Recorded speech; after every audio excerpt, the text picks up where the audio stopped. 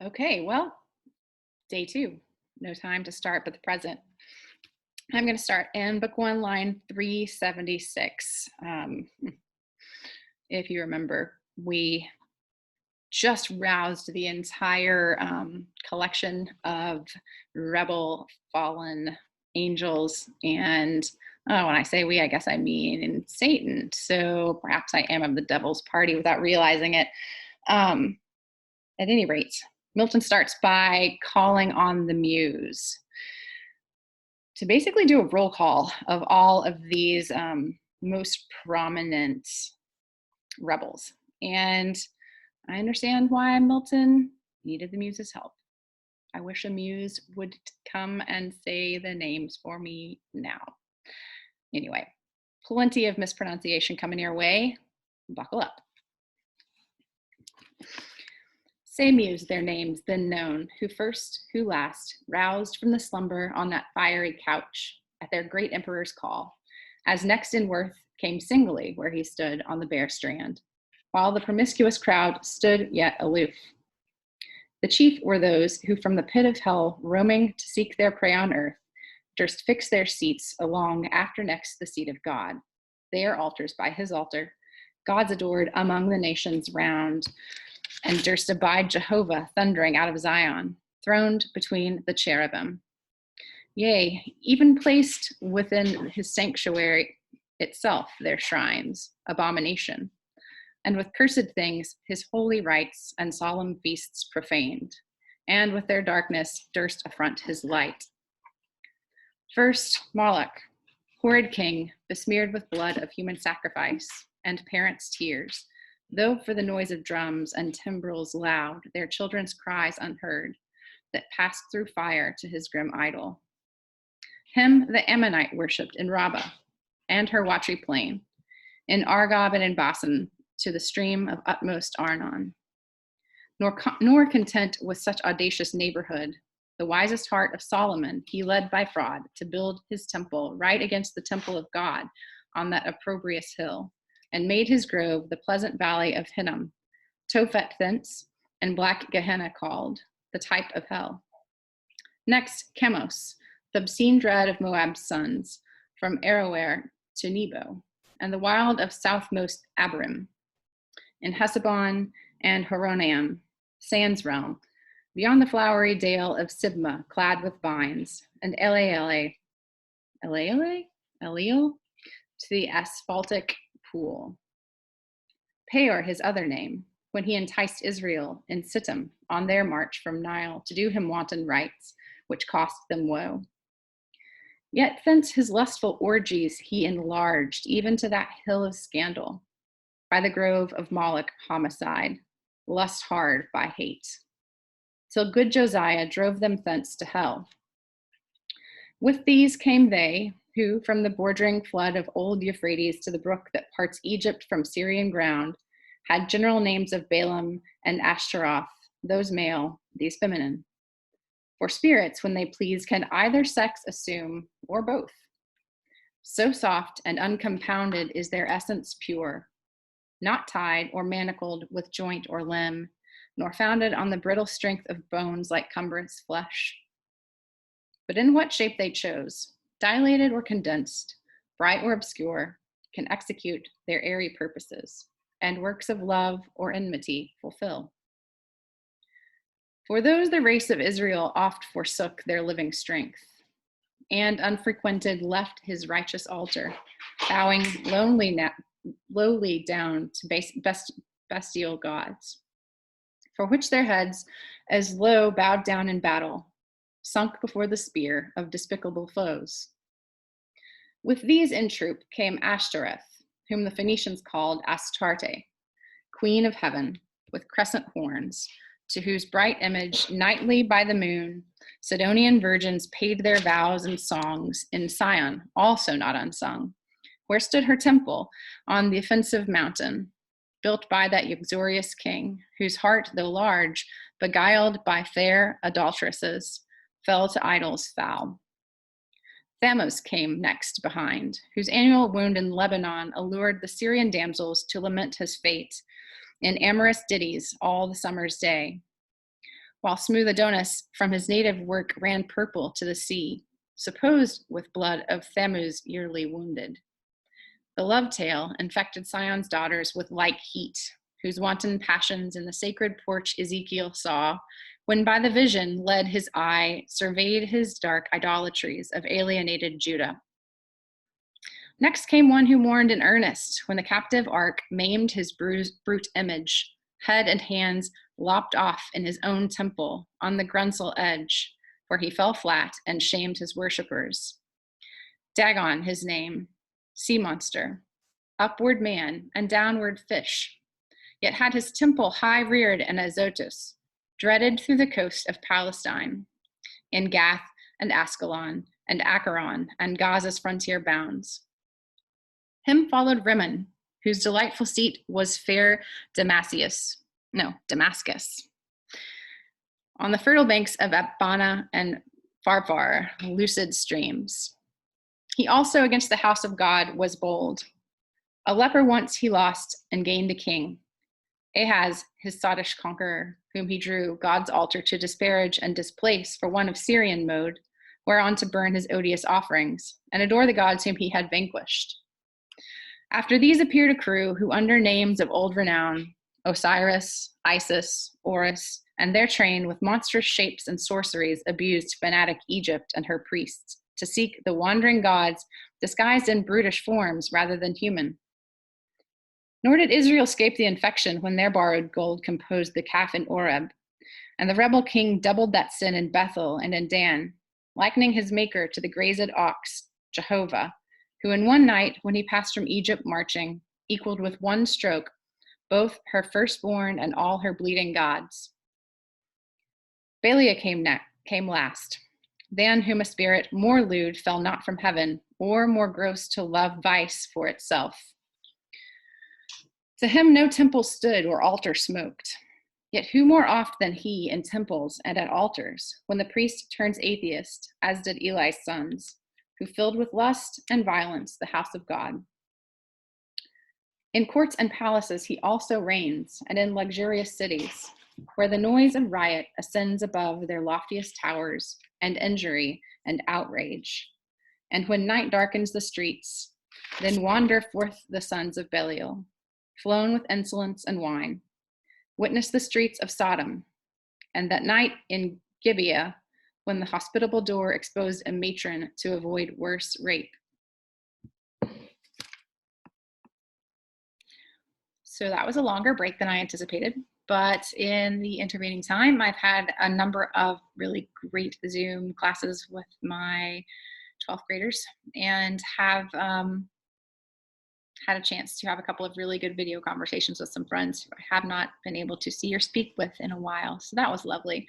And now obviously it's night. So we'll see how much of this June lets me get through tonight. I think that maybe I'll be able to get through the rest of book 1. So picking up at line 506. These were the prime in order and in might. The rest were long to tell, though far renowned. The Ionian gods of Javan's issue held gods, yet confessed later than heaven and earth their boasted parents. Titan heaven's firstborn with his enormous brood and birthright seized by younger Saturn, he from mightier Jove his own and Rhea's son, like measure found. So Jove usurping reigned. These first in Crete and Ida known, thence on the snowy top of cold Olympus ruled the middle air their highest heaven, or on the Delphian cliff, or in Dodona, and through all the bounds of Doric land, or who with Saturn old fled over Adria to the Hesperian fields, and o'er the Celtic roamed the utmost isles. All these and more came flocking, but with looks downcast and damp, yet such wherein appeared obscure some glimpse of joy, to have found their chief not in despair, to have found themselves not lost in loss itself, which on his countenance cast like doubtful hue. But he his wonted pride soon recollecting, with high words that bore semblance of worth, not substance, gently raised their fainting courage and dispelled their fears. Then straight commands that at the warlike sound of trumpets loud and clarions be uproared his mighty standard. That proud honor claimed Azazel as his right, a cherub tall, who forthwith from the glittering staff unfurled the imperial ensign, which full high advanced shone like a meteor streaming to the wind with gems and golden luster rich emblazed, seraphic arms and trophies. All the while sonorous metal blowing martial sounds, at which the universal host upsent a shout that tore hell's concave, and beyond frighted the reign of chaos and old night.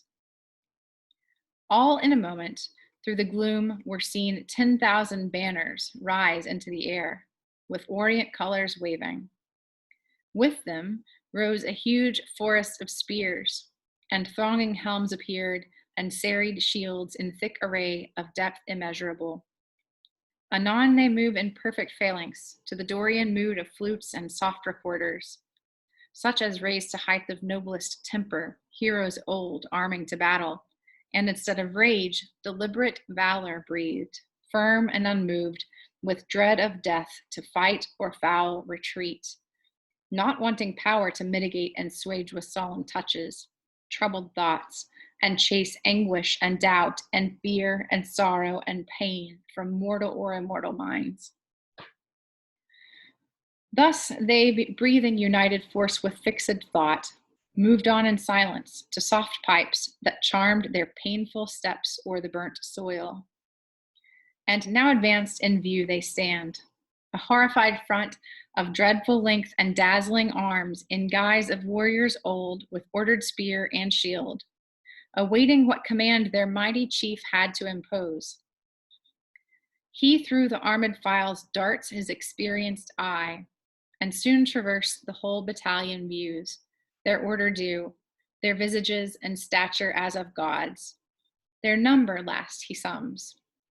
And now his heart distends with pride, and hardening in his strength glories. For never since created man met such embodied force as named with these could merit more than that small infantry warred on by cranes. Though all the giant brood of Phlegra with the heroic race were joined that fought at Thebes and Ilium, on each side mixed with auxiliary gods. And what resounds in fable or romance of Uther's son, begirt with British and Armoric knights, and all who since, baptized or infidel, jousted in Aspremont or Montalban, Damasco or Morocco or Trebizond, or whom Biserta sent from Afric shore when Charlemagne, with all his peerage, fell by Fontarabia. Thus far, these beyond compare of mortal prowess, yet observed their dread commander. He above the rest in shape and gesture, proudly eminent, stood like a tower. His form had not yet lost all her original brightness, nor appeared less than archangel ruined, and the excess of glory obscured, as when the sun risen looks through the horizontal misty air, shorn of his beams, or from behind the moon in dim eclipse disastrous twilight sheds on half the nations, and with fear of change perplexes monarchs. Darkened so, yet shone above them all the archangel, but his face deep scars of thunder had entrenched, and care sat on his faded cheek. But under brows of dauntless courage and considerate pride, waiting revenge. Cruel his eye, but cast signs of remorse and passion to behold the fellows of his crime, the followers rather, far other once beheld in bliss, condemned forever now to have their lot in pain. Millions of spirits for his fault, immersed of heaven, and from eternal splendors flung for his revolt. Yet faithful how they stood, their glory withered. As when heaven's fire hath scathed the forest oaks, or mountain pines with singed top their stately growth though bare, stands on the blasted heath. He now prepared to speak, whereat their doubled ranks they bend from wing to wing, and half enclose him round with all his peers, Attention held them mute. Thrice he essayed, and thrice, in spite of scorn, tears such as angels weep burst forth. At last, words interwove with sighs found out their way. O myriads of immortal spirits, O powers matchless, but with the Almighty, and that strife was not inglorious, though the event was dire, as this place testifies, and this dire change hateful to utter.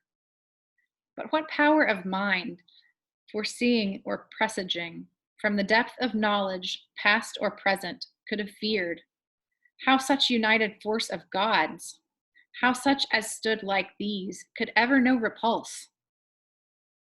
For who can yet believe, though after loss, that all these puissant legions, whose exile hath emptied heaven, shall fail to reascend self-raised and repossess their native seat? For me, be witness all the hosts of heaven, if counsels different, or danger shunned by me, have lost our hopes.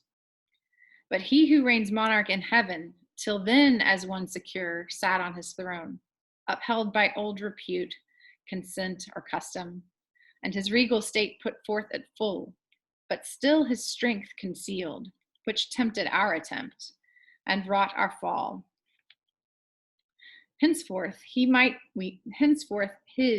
might we know, and know our own, so as not either to provoke or dread new war, provoked. Our better part remains to work in close design, by fraud or guile, what force effected not, that he no less at length from us may find, who overcomes by force, hath overcome but half his foe. Space may produce new worlds, whereof so rife there went a fame in heaven, that he ere long intended to create, and therein plant a generation, whom his choice regard should favor, equal to the sons of heaven. Thither, if but to pry, shall be perhaps our first eruption, thither or elsewhere. For this infernal pit shall never hold celestial spirits in bondage, not the abyss long under darkness cover. But these thoughts full counsel must mature. Peace is despaired, for who can think submission?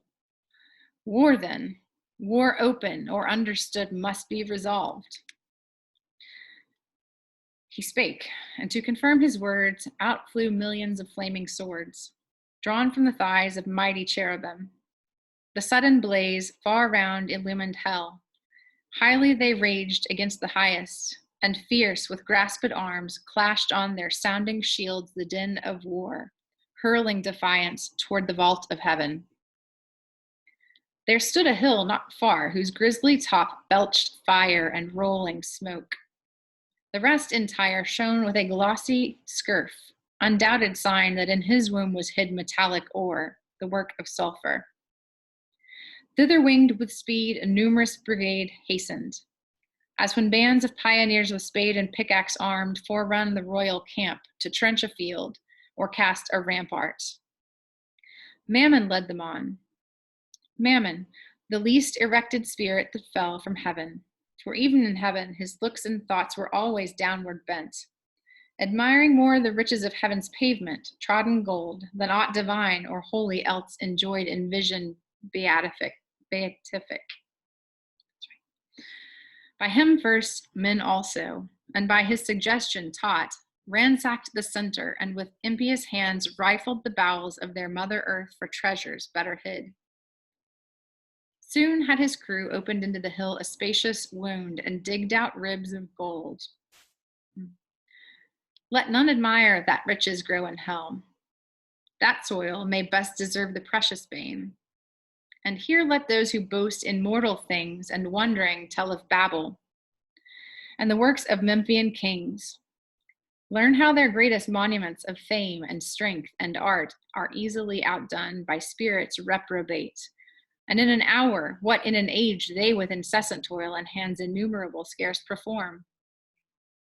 Night on the plain in many cells prepared, that underneath had veins of liquid fire sluiced from the lake, a second multitude, with wondrous art founded the massy ore, severing each kind, and scummed the bullion dross. A third as soon had formed within the ground a various mold, and from the boiling cells by strange conveyance filled each hollow nook, as in an organ, from one blast of wind to many a row of pipes, the sound board breathes. Anon, out of the earth, a fabric huge rose like an exhalation, with the sound of dulcet symphonies and voices sweet. Built like a temple, where pilasters round were set, and Doric pillars overlaid with golden architrave. Nor did there want cornice or frieze, with bossy sculptures graven. The roof was fretted gold. Not Babylon, nor great El Cairo, such magnificence equaled in all their glories, to enshrine Phalis or Serapis their gods, or seat their kings when Egypt with Assyria strove in wealth and luxury. The ascending pile stood fixed her stately height, and straight the doors opening their brazen folds discover wide within her ample spaces, or the smooth and level pavement. From the arched roof, pendant by subtle magic, many a row of starry lamps and blazing cressets fed with naphtha and asphaltus yielded light as from a sky. The hasty multitude admiring entered, and the work some praise and some the architect. His hand was known in heaven by many a towered structure high, where sceptered angels held their residence and sat as princes, whom the supreme king exalted to such power and gave to rule, each in his hierarchy, the orders bright. Nor was his name unheard, nor unadored in ancient Greece and in Ausonian land. Men called him Mulciber, and how he fell from heaven, they fabled, thrown by angry Jove sheer o'er the crystal battlements. From morn to noon he fell, from noon to dewy eve, a summer's day, and with the setting sun dropped from the zenith like a falling star on Lemnos, the Aegean isle. Thus they relate, erring, for he with this rebellious rout fell long before, nor aught availed him now to have built in heaven high towers. Nor did he scape by all his engines, but was headlong sent with his industrious crew to build in hell. Meanwhile, the winged heralds, by command of sovereign power, with awful ceremony and trumpet sound throughout the host, proclaim a solemn council forthwith to be held at Pandemonium, the high capital of Satan and his peers. Their summons called from every band and square and regiment, by place or choice the worthiest. They anon, with hundreds and with thousands trooping came, attended. All access was thronged, the gates and porches wide, but chief the spacious hall, though like a covered field where champions bold wont ride in armed, and at the Sultan's chair defied the best of Paynim chivalry to mortal combat or career with lance, thick swarmed, both on the ground and in the air, brushed with the hiss of rustling wings in springtime, when the sun with Taurus rides, pour forth their populous youth about the hive in clusters. They among fresh dews and flowers fly to and fro, or on the smoothed plank, the suburb of their straw-built citadel, new rubbed with balm, expatiate and confer their state affairs. So thick the airy crowd swarmed and were straitened, till the signal given, behold a wonder. They but now who seemed in bigness to surpass earth's giant sons, now less than smallest dwarves, in narrow room, throng numberless, like that Pygmalion race beyond the Indian mount, or fairy elves, whose midnight revels by a forest side or fountain some belated peasant sees, or dreams he sees, while overheard the moon sit arbitress, and nearer to the earth wheels her pale course. They on their mirth and dance intent, with jocund music charm his ear. At once with joy and fear his heart rebounds.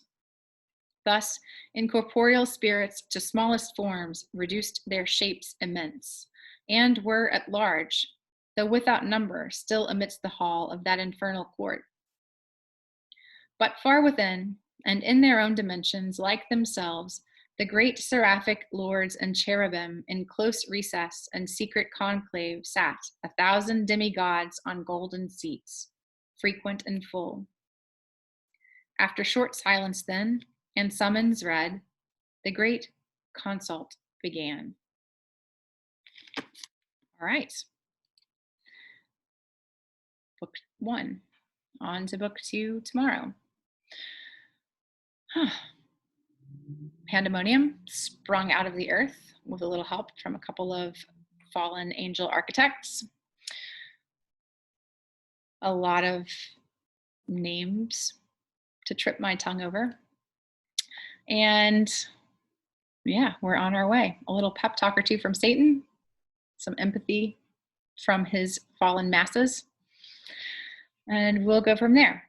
Oh, I forgot to say, apparently I have just ignored the fact that that Governor Deal is no longer the governor of Georgia. I think I wanted Stacey Abrams to win the last election so much that I have just banished it from my mind. Right, so Governor Kemp yesterday issued the shelter-in-place order. Anyway, whatever. Stay safe, everybody. More tomorrow.